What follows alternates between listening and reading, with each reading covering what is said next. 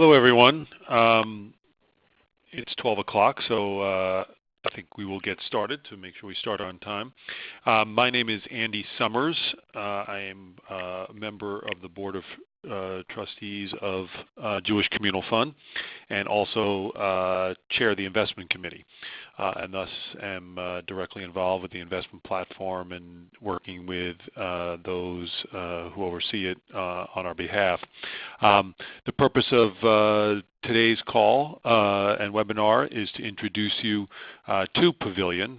Pavilion is the advisory firm that we recently retained to oversee and work with us to review and our investment platform and to make improvements where necessary, and we are absolutely thrilled to be working with them. As part of a normal review process, we did a search for a new advisor to make sure we were working with the best group that we could be. We met with several very talented groups. There was a committee of the board that did so, along with staff members from Jewish Communal Fund, and Pavilion was a choice that we all felt terrific about, and we're thrilled to have been able to retain them and have started to work with them, and the early goings of that relationship have just been terrific, and very excited about what it will bring for Jewish Communal Fund. So the purpose of this call is to introduce you to them, and specifically the two consultants from Pavilion, Texas Hamelplard and Corey Troutvetter, who work directly with us and are part of the team from, or head up the team from Pavilion that work with JCF. I'm also just want to remind you, this is a matter that we are recording the call, so people know that, and it is available for people afterwards. But again, the purpose is to introduce you to Texas and Corey, and I'll hand it over to them. But before I do so, just a quick snapshot of their bios. Texas is the managing director of Pavilion Advisory Group. He is based here in New York and has over 20 years of expertise in the capital markets, working across all different asset classes, and particularly with a focus on assisting nonprofit institutions. He frequently is in front of institutional investors, helping them with things like asset allocation, advice on alternative investments, governance, and a whole bunch of issues, and is extremely experienced and well thought of in this area. He holds a BA from Yale, got his MBA with honors from University of Chicago, and is a real talent, and we're thrilled to be working with him. He works closely with Corey Troutvetter, who is a managing director of Pavilion. She focuses more on the endowment and foundation group and is actually based in Chicago. She, as I said before, works with endowments, foundations, also other benefit plans and not-for-profit. She's been at Pavilion since 2000, so knows the organization quite well. And prior to that, was in the banking field in Springfield, Illinois. She's a graduate of Eastern Illinois University, where she focused on finance. So I am now going to turn it over to them. I will remind you that as JCF account holders, you are allowed or permitted to update your investment allocation up to 4 times a year. So to the extent you hear things that are interesting or pique your interest, you should certainly pursue it, and all these things can be made available. So without further ado, I will hand it over to Texas and Corey, and look forward to their presentation, which then will be followed by questions and answers for those who would like to participate. Thanks. Thank you very much, Andy, and thank you to all of you for participating in this webinar. I believe, in addition to what Andy mentioned about a question and answer session at the end of this, you can, I believe if you've got the web presentation up, type questions into the questions area. We will try to coordinate answering those at the end of the presentation, which will be relatively short here. But as Andy mentioned, my name is Texas Hemapart. I'm one of the 2 lead consultants for Pavilion's relationship with JCF. We are so proud of our association with JCF, especially given the organization's philanthropic mission. In terms of our firm, you see on the screen a few facts and figures about us. I think from our perspective, what we find very appealing about being part of this organization is that it is an employee-owned institutional investment consulting firm that is independent. We provide advice to over 200 clients in the U.S. and nearly 400 clients around the world. Our role with JCF is to support the investment committee here, as well as the JCF staff, in overseeing the investment process for all of JCF's investments. I think we don't do that alone, and as you see, and as Andy mentioned, in terms of our backgrounds, while Corey and I have a lot of experience in the industry, we work very closely with our broader firm to marshal the resources that we have firm-wide. I have been working with nonprofit institutions for a couple of decades, and Corey, similar experience. Perhaps I'll turn it, Corey, to you to continue here. Yeah, sure. And kind of with that lead-in, and as Texas mentioned, by no means, even though we're the 2 most visible members of the Pavilion firm that service the JCF relationship, we do have a lot more horsepower behind the scenes. So I do want to give a shout out to kind of the depth and breadth of our team there to really kind of ensure that we're meeting the needs of the organization. And that would include 3 other kind of dedicated team members that we have that help us in terms of analytics and reporting, as well as the documentation needs of the relationship. And that also not to mention the fact that we do have the knowledge and research backing us that resides within our CIO office. And really kind of what's coming out of that office is really a lot of the formulation of our capital market expectations, our investment outlook, assessing the risks that we're seeing within the market environment, and also being able to make sure that we take all of that information and develop the strategic responses to kind of what's happening within the current market environment. And last but not least, kind of going above and beyond kind of what comes out of the CIO office, and what I'll speak to on this slide is our dedicated manager research team. And I think they do spend a lot of time, a lot of energy making sure that we do a very thorough due diligence analysis of all the investment managers that we use across the firm, and ultimately any of the funds or managers that we would be bringing forward to JCF moving forward. Our team totals about 20 dedicated professionals that just cover traditional investment managers. So when I say traditional, that would be equity managers, traditional fixed income managers, and above and beyond that, we have over 40 individuals that are dedicated to the alternatives research space. And so those would be types of strategies such as private equity, hedge funds, real assets, so on and so forth. So we've got a very large team that their day in, day out job is just doing due diligence and research on investment managers. I should also note, too, that the members of our research team are located globally. So not only do we have members really kind of scattered throughout the United States, we also have boots on the ground research in Singapore and in London, which really kind of helps us have that more global focus and global footprint as we look to find investment managers within the space, within those areas of space that they're kind of concentrating on. On this page, what you can kind of see here is really kind of our traditional manager research process that you've probably seen before. I can tell you that while it looks like a standard process, it really is not that standard once you start looking behind the curtains of actually what the team does on a day in and day out basis. You can also see at the bottom of the page really kind of how we've allotted the time that goes into evaluating each of those managers. And not surprisingly, you'll see that there's not much time spent on quantitative analysis. And I think that's kind of one of the hallmarks to kind of our manager research process is we spend an extreme amount of time really assessing kind of the more qualitative aspects of all the underlying investment managers that we use, and making sure that we understand the risks that's associated with each of the strategies that we use. A lot of that also is solidified and rounded out by annual on-site visits that we do for all of our client managers.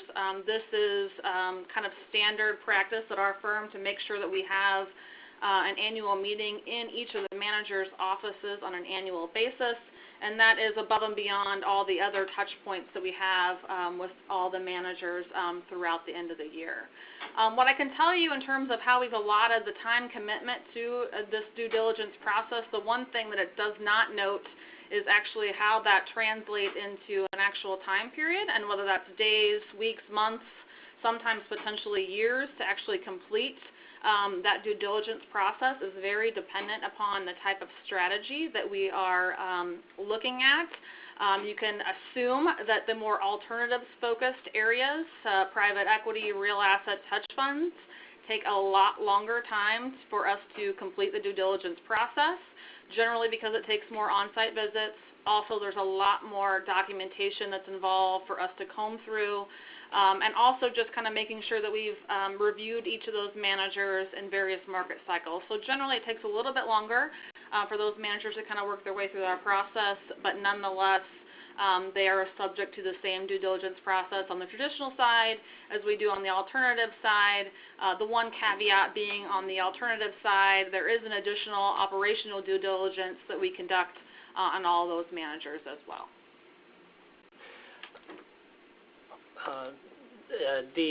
Corey just described the due diligence process that we use for both initially reviewing funds and then some of the criteria that we use on an ongoing basis. And I will just emphasize that our role is very much on an ongoing monitoring basis and working with JCF to continually evaluate the appropriateness of every fund that's on the JCF platform.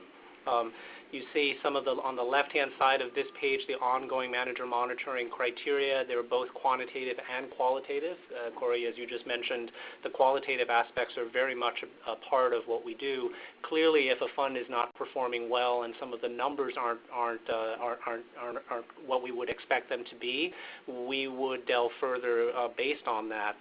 But what you see in the middle of the page are these triggering events that as you look at them, they are not all quantitative. A lot of them have to do with the team and the organization. So if an investment manager's ownership structure changes, if their key personnel leave or are changing in responsibilities, if there's a shift in the nature of the items that are in their portfolios, the investments in their portfolios, or even things like a loss of assets, and believe it or not, even a rapid growth of assets, can all be triggering events such that we raise concerns internally and then also with our clients and with JCF.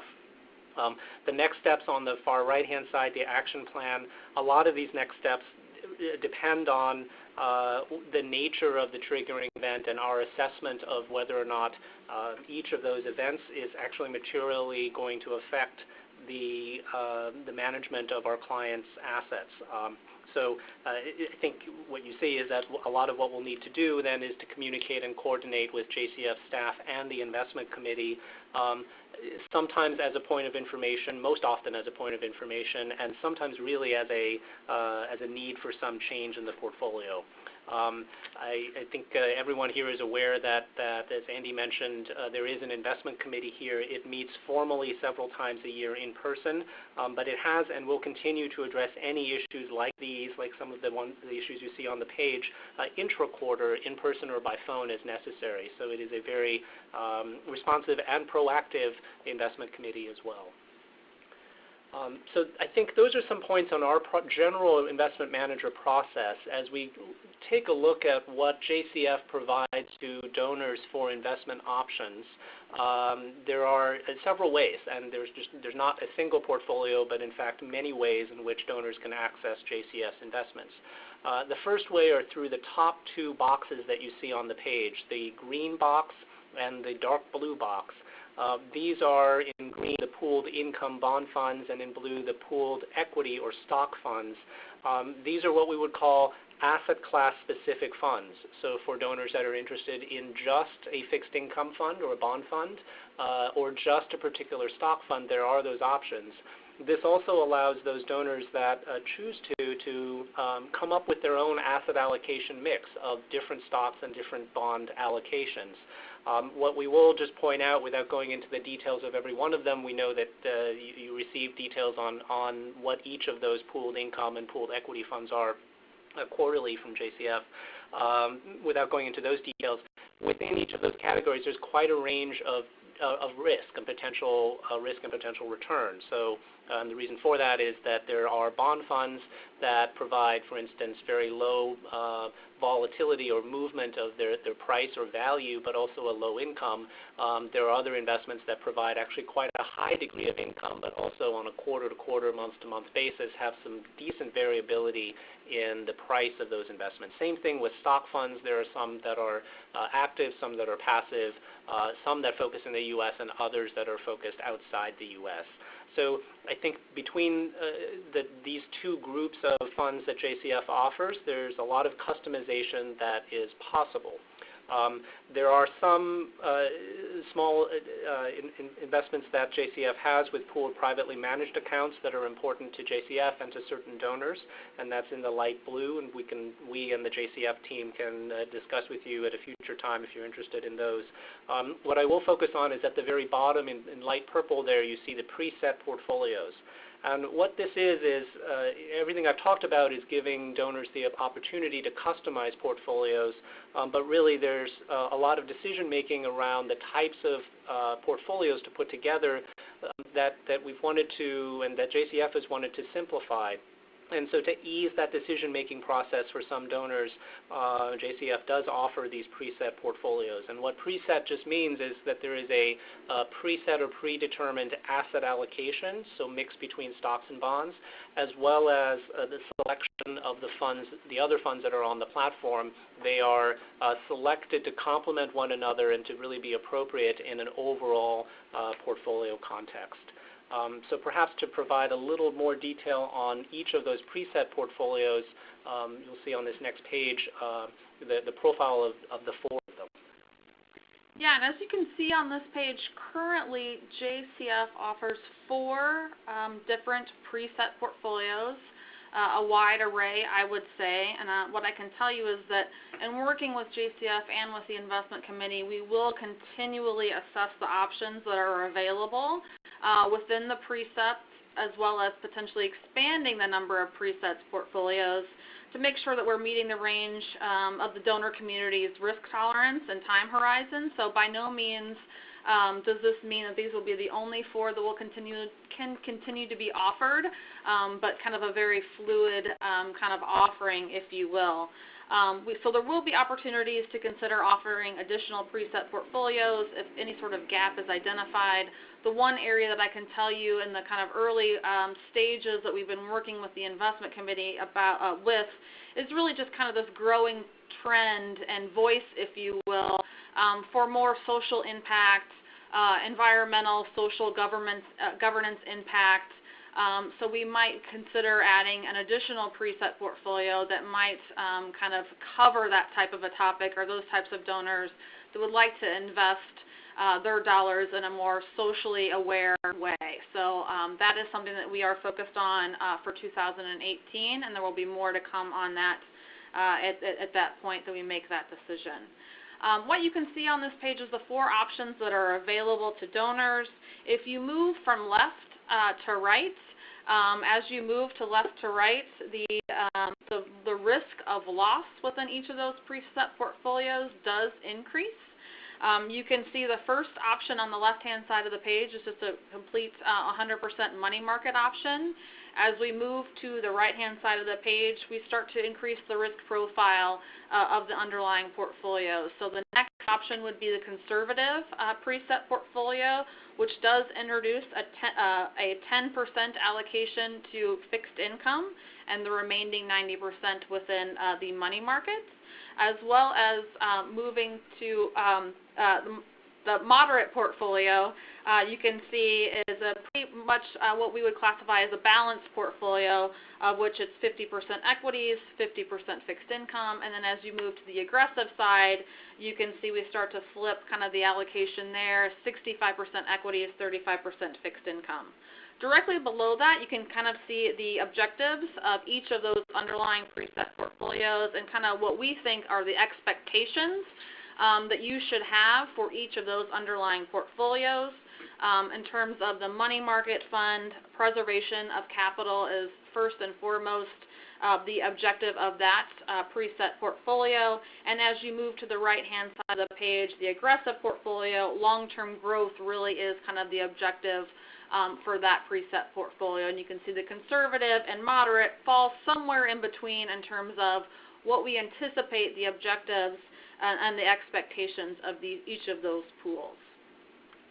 What we wanted to do is visually try to highlight on a kind of traditional risk-return graph on this slide is how those each of those preset portfolios would plot, and kind of what maybe some of you are used to seeing that kind of highlight each of these portfolios and kind of attempt to show what that potential trade-off is as you move from left to right in terms of the potential for longer-term gain, but also the potential for higher potential for short-term loss.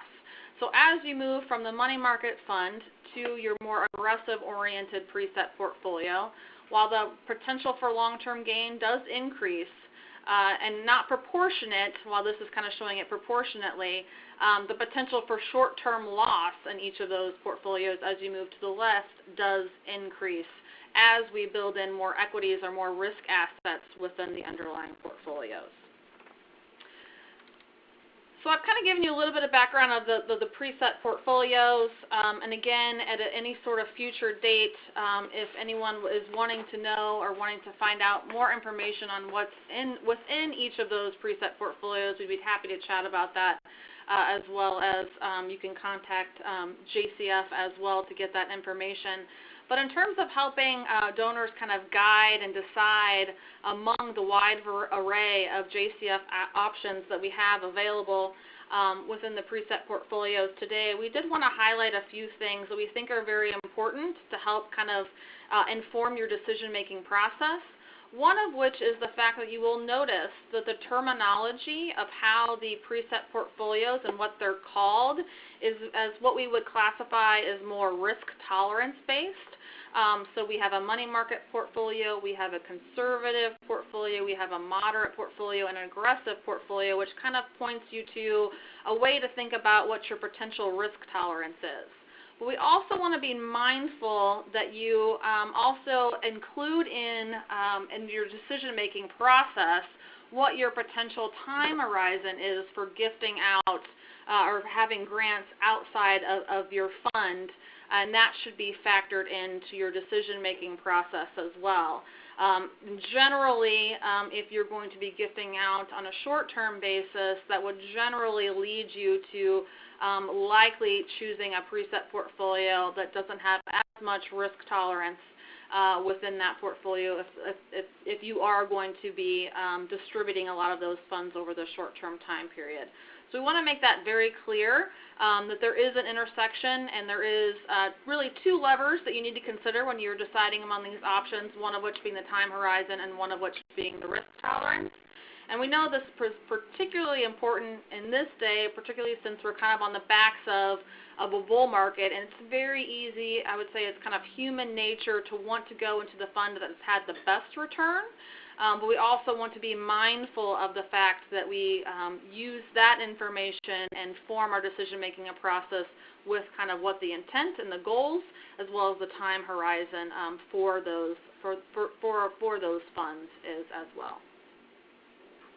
And toward the bottom of the page, you see a couple of options that don't apply as much to the preset portfolios and maybe more to the other options that JCF offers, which is this degree of customization. If you prefer to customize the investments in your donor-advised fund by a lot or with a lot of customization, then the asset class specific funds, the pooled income, the pooled equity funds are really appropriate. And on the other hand, if you prefer that it be allocated according to best practices for a lot of donor-advised funds around the country that are that have various degrees of risk tolerance, then the preset portfolios may be more appropriate. Finally, you will see across the options that JCF provides for the asset class specific funds, both active and passive. That will be retained. We know that there is a significant bias for some investors and donors toward active, and a similar bias that some investors and donors have toward more passive strategies. So those will be retained even as we look to evaluate, are they the right active funds, the right index funds, the right fee, or the lowest possible fee for the assets that JCF currently has. We're going to end here, at least the prepared comments, with a little bit of a market outlook, and we have taken 4 bullet points from what is something like a 50-page market outlook slide deck that we go through with some of our clients. So we're going to go through this very quickly. We're happy to answer questions perhaps afterward. I'm sure all of you see what investment returns have been, and in a word, they've been quite strong, particularly recently. We've gone through a period where while bonds have not produced that high of a return, both stock and bond returns have been positive. If you think about what that means that interest rates have remained very low, and global growth has really propelled the stock market without a lot of inflation. So our first point is that it does seem that global growth should remain sound. We here in the U.S. tend to focus on U.S. markets and the U.S. economy. For those of you that may be aware of what's going on around the world, this is one of the rare times in actually history, economic history in the modern age, where we are seeing global growth pretty much synchronized around the world. Not every single country, but certainly every region, and in fact even in Europe, where there are all sorts of problems, whether they're political or economic, European growth rates are right in line or maybe slightly ahead of where they are in the U.S. And across Asia, all of the countries, all of the major economies across Asia are also in positive growth territory. There is not a lot of signs of that abating, although there are some risk factors. One of them is the second point here on inflation. There is no expectation in the market, or that we have, that inflation will be picking up, and that's actually a really important point, because if we were to see surprise inflation, surprise positive inflation, that would lead to a higher likelihood that the Federal Reserve would raise interest rates perhaps faster than what the market is expecting. That's important because, as we point out on the third bullet point, valuations, or how expensive stocks and bonds are today in both the equity and credit markets, they appear full, or they appear to be on the frankly slightly on the high side, but they do reflect the likelihood that interest rates are going to remain low for some time. That's a lot of investment jargon for saying that investments that are riskier, like stocks, appear attractive because all of the other alternatives are not terribly attractive. And this is why in looking at interest rates and the projected path of interest rates, not just the direction, which is likely up, but the path and the time frame for rising interest rates is very important. And then finally, this seems to be a day and age where every day there's a new possible geopolitical risk that's in the headlines. There seem to be more today than there have been in the past.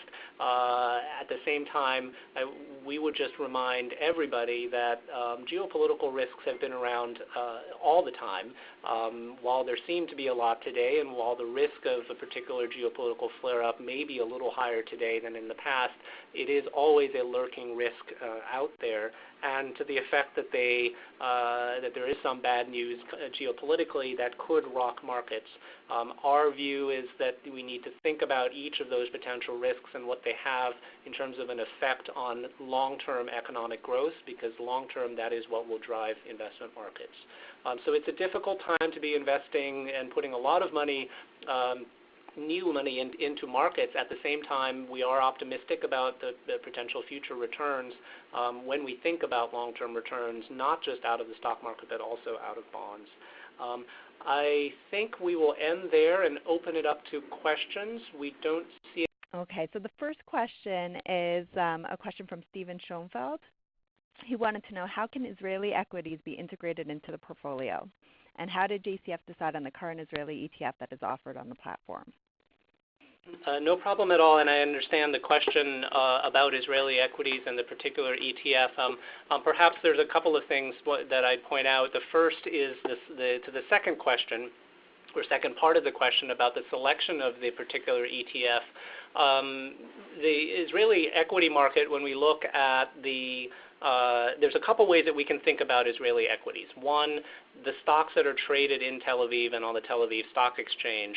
The challenge with looking at just that universe or that set of Israeli stocks is that they are definitely Israeli companies, but there are some very big Israeli companies that list not just in Tel Aviv, but in London or in the U.S. or other global markets where the trading of their shares may be more liquid and a lot more efficient outside of the Tel Aviv exchange.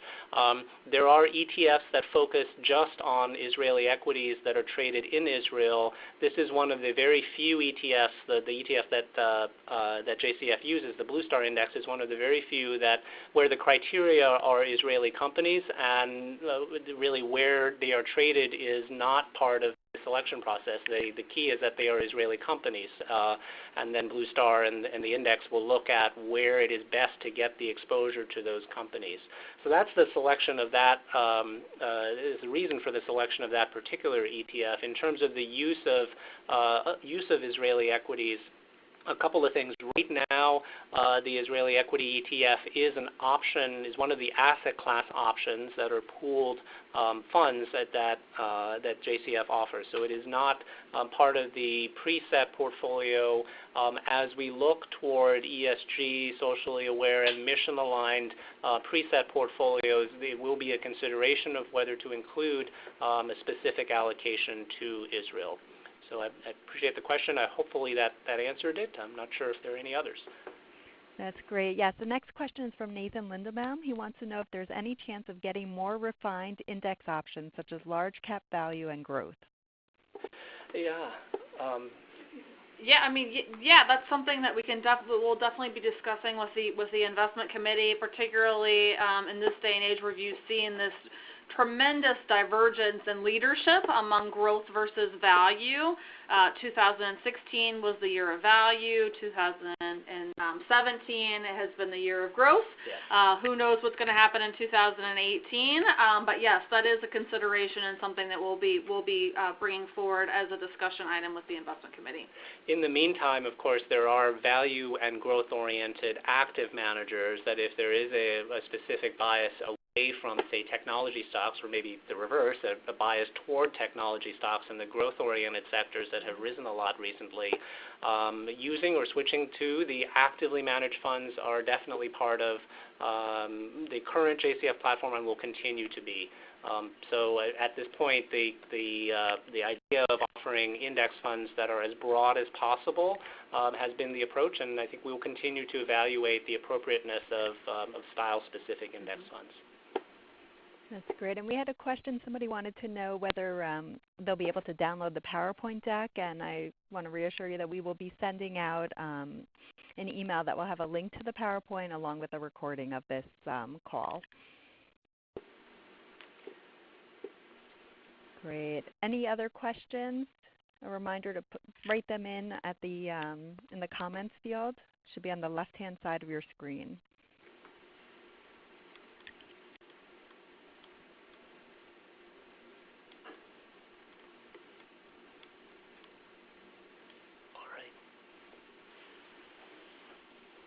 Yeah, if we don't have any more questions, then I'm going to ask Igor to take over. Unless you have a closing. Texas, was there something else you wanted to? Nothing else from us other than to thank all of you for your time and your support of JCF. Yes, thank you, Texas and Corey, for this informative presentation, and thanks again to everyone for participating. My name is Igor Musayev, and I am the Associate Director of Financial Investment Services here at the JCF. If you have any additional questions, and if you weren't able to enter those questions on the website, you are free to reach out to me. You have a question about your investment allocation or the investment program in general, you can reach out to me by calling the office, JCF office. You can also use my direct line, 646-843-6889, or email me, Igor, I-G-O-R, @jcfny.org. If you have online access to your fund, you will also find my contact information on the right-hand side of the homepage. And as Tamar mentioned, we'll be sending out the recording from this webinar next week along with the slides. Wishing everybody a happy Hanukkah, and thank you again.